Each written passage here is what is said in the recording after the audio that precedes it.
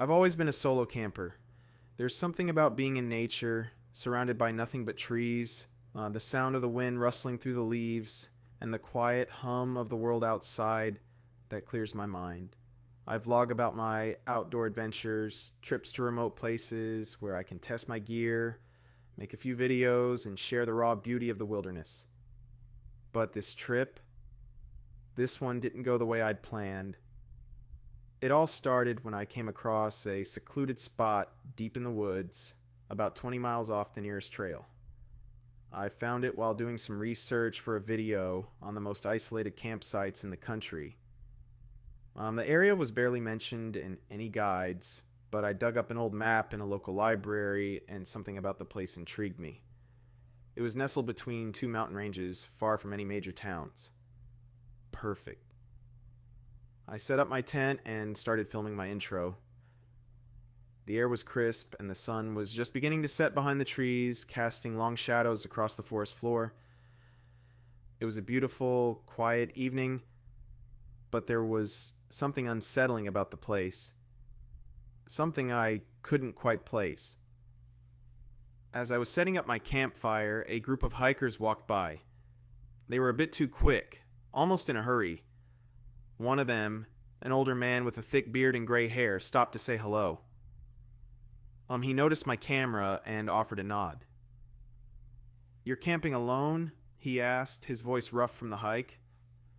"Yeah, just me and my camera," I said, trying to sound confident. The man looked at me, then glanced around the woods, his expression darkening. "Be careful out here. This place isn't what it seems." I raised an eyebrow. "What do you mean?" He hesitated, then muttered, "It's not really the wilderness that's dangerous. It's him." "Who?" "Buttons," he said, almost too quietly. "You'll find out soon enough. Just don't be out at night." Before I could ask any more questions, the man turned and walked off with his group, leaving me with more questions than answers. That night, I sat by my fire, listening to the crackling wood and the occasional rustle of leaves in the wind. But something felt off. The woods were too quiet. I'd been camping alone before, and the silence was never this thick. It felt like the trees were holding their breath, waiting. I decided to go to bed early, thinking I could figure it all out tomorrow. But sleep didn't come easy. I kept hearing noises outside my tent. Soft, almost imperceptible sounds. Footsteps, maybe.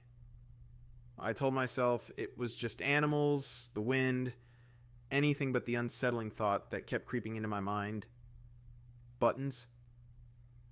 The next morning I asked around when I ventured into the nearby town to grab supplies. I was hoping to get more context about the strange warning I'd received. The locals weren't exactly friendly, and most of them avoided eye contact, but one woman, a store clerk with tired eyes, gave me a look that made my stomach drop. "Don't talk to anyone about Buttons," she said quickly, glancing around nervously. "He was real, you know. He was a man who lived in those woods. An old hermit, some said. But he wasn't like other people. He had this way of knowing things. He'd show up, and if you weren't careful, he'd hurt you." I tried to laugh it off, but she wasn't smiling. "He used to live in the woods, in a shack near the lake. Some people say he was the reason some of the disappearances happened around here," she whispered. "They say if you hear him coming, he'll make a sound. Something like asterisk buttons, asterisk rattling. Like the kind of buttons he used to wear, but that's all I'll say." I left the store with a strange weight in my chest. The people in town were scared. Scared enough to whisper about something that hadn't happened in years. The story of Buttons was old, but it still haunted them, still lingered. I wondered if I'd made a mistake coming here alone. That night, I couldn't shake the feeling that I was being watched. My camera was set up, capturing the scene around my campsite, and as I sat by the fire, I kept glancing at the shadows, expecting someone to step out. The wind was still, and the sounds from the night were muted. Then it came, a faint noise, a soft rattling sound like metal buttons clicking together. I froze. It wasn't the wind, it wasn't animals. It was deliberate. Someone or something was moving toward my camp. My pulse quickened as I scanned the tree line, the hairs on the back of my neck standing up. I grabbed my flashlight, shining it into the dark, but all I saw were trees and the flickering light of my campfire. The rattling sound grew louder, closer now as if it was right behind me. Then I saw him. A figure standing at the edge of the firelight, wearing tattered clothes and a weathered old coat. His face was obscured by the shadow of a wide-brimmed hat, but his presence sent a cold chill through me. His hands were gloved, and I could see them moving, clinking. Buttons. He was covered in buttons, on his coat, his sleeves, his trousers. Metal buttons that made that same eerie rattling sound. I tried to speak, to shout, to ask what he wanted, but the words stuck in my throat. The figure just stood there, not moving, watching me with an air of silence that seemed to suffocate me. Then his voice, quiet and rasping, cut through the stillness. "I've been waiting for you, vlogger. You shouldn't have come here." My blood ran cold as the last light of my fire flickered out. He stepped closer, and I could see his face now. A hollow, twisted grin stretched across his lips, his eyes dark and vacant. But the worst part? The buttons. The way they clicked together as he moved. So many buttons. "People like you always come looking for stories," he whispered. "But you don't understand. Not all stories are meant to be told."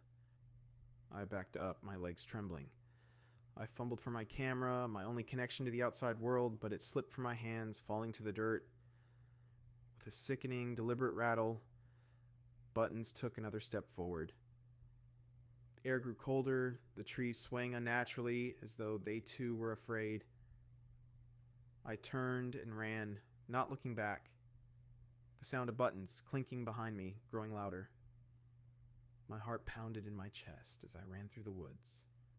The darkness closing in around me. The last thing I remember before I made it to the town, breathless and terrified, was the sound of his voice, fading into the wind.